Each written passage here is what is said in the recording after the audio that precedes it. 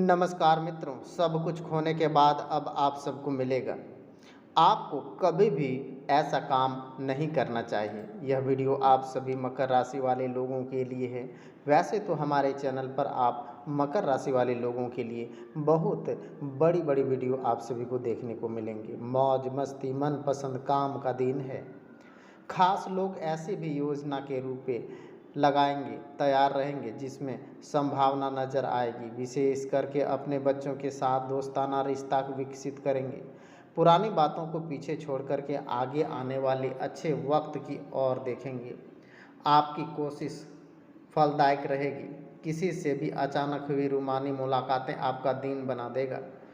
जल्दबाजी में फैसले नहीं लेने हैं। इस समय आप सभी आगे होना है, पछताना भी पड़ सकता है। जीवन में सबसे चुनौतीपूर्ण परिस्थितियां आपके जीवन में पूरा सहयोग मिलेगा।